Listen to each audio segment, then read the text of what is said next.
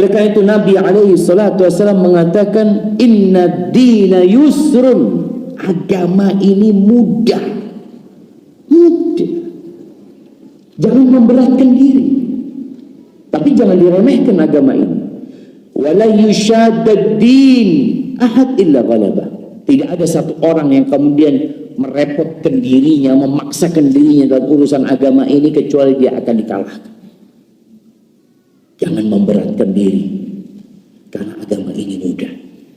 Yang halal sudah jelas, yang haram sudah jelas, itu semua sudah dijelaskan. Ada mungkin yang antara halal sama haram mustabihat, sebagian kita nggak tahu, banyak kita nggak tahu, tapi ulama-ulama alhamdulillah tahu. Kita perlu bertanya. Tapi itu jangan sampai kita berlebih-lebihan dalam beragama.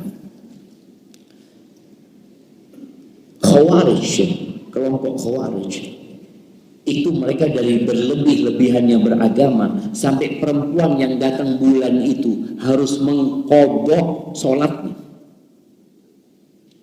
Oh, puasa kok dikodok, sholat gak dikodok, kodok juga.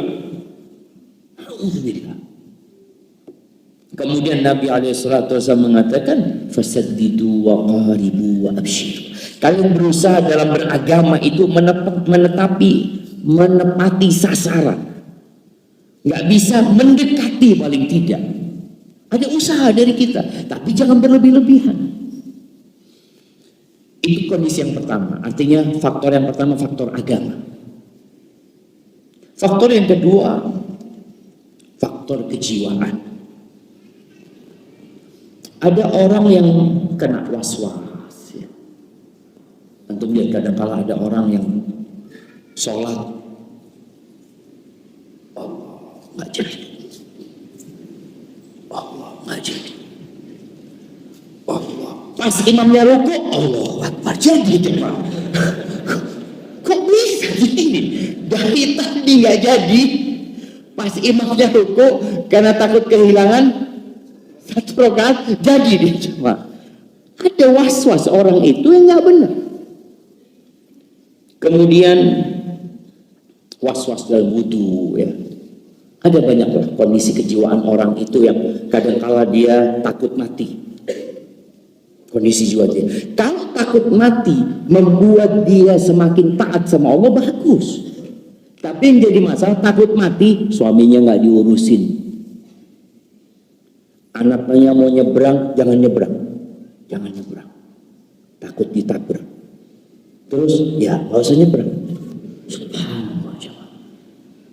Itu ada orang yang kena kejiwaan. Sebagian orang udah ngaji sehingga dia takut sama mati, semuanya khawatir, dan menyebabkan dia nggak tambah taat sama Allah, nggak berbakti sama suaminya, nggak mendidik anak-anaknya karena sakit jiwanya.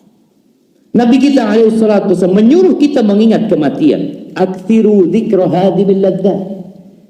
Perbanyak kalian mengingat pemutus kelezatan. Iya.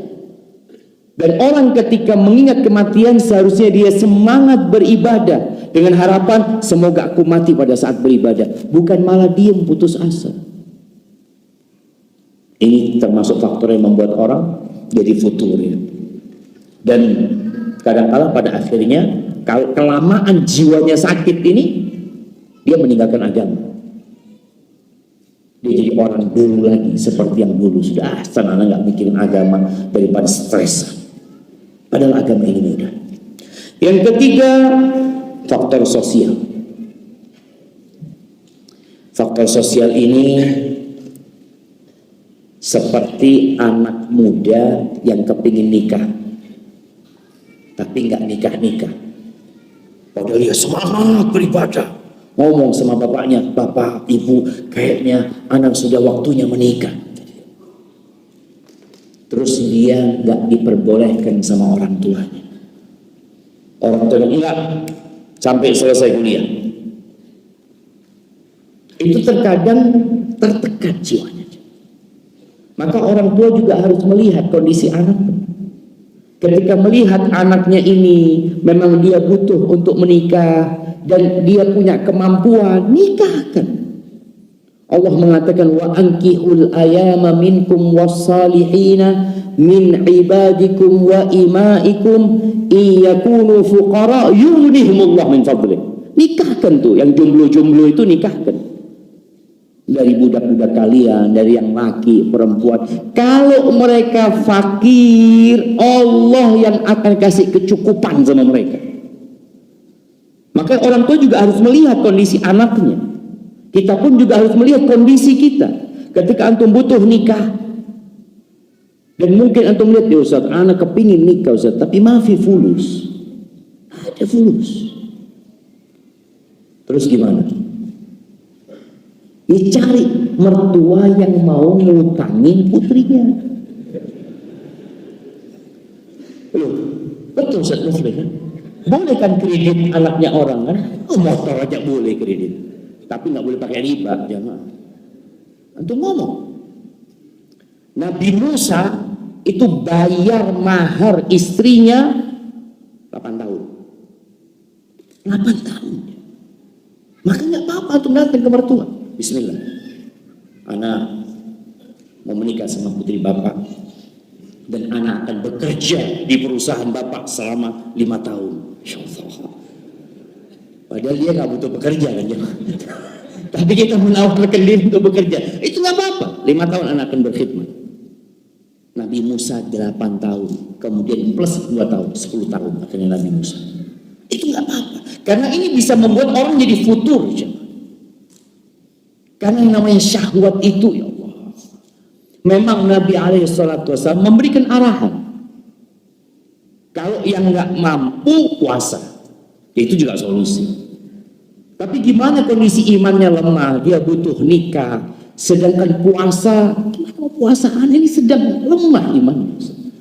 Dan anak punya kakak kelas jamaah dulu. Gara-gara ditahan-tahan dia menikah sama orang tuanya, akhirnya dia salah jalan. Maka ini menjadi pelajaran buat kita. Kemudian ada juga faktor sosial ini sebagai seperti seorang wanita yang ketika dia punya suami, dia istiqomah, ditinggal mati suaminya, jilbabnya dibuka. Ini terjadi. Atau karena penyakit,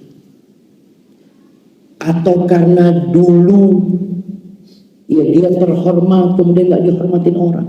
Ada banyak faktor sosial yang menyebabkan iman itu bisa turun. Jadi kita harus tahu diri. Jadi kita melihat perempuan ini, ya Allah kasihan perempuan ini, padahal dulu pakai jilbab, datang kajian, sekarang dia berubah. Selamatkan dia aja. Gimana caranya menyelamatkan janda ini? Nah, gimana?